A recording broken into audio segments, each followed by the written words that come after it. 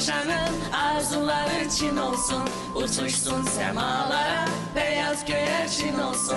Açıp çiçek kırmızı, güneş parlayır par par. Ağıllı yamanlıdır bu dovşandan arda var. Kirpilerin sevinci, kuşların dostu dovşan. Kulakları upuzun, yanağı yastı dovşan.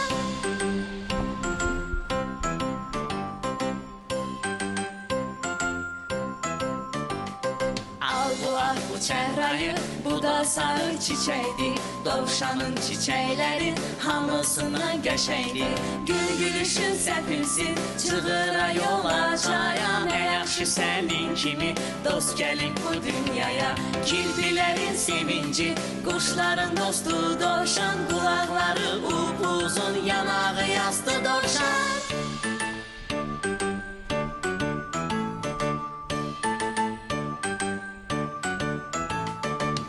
Günüdür dovşanın arzuları için olsun. Uçuşsun semalara, beyaz göğerçin olsun. Açık çiçek kırmızı, güneş parlayır.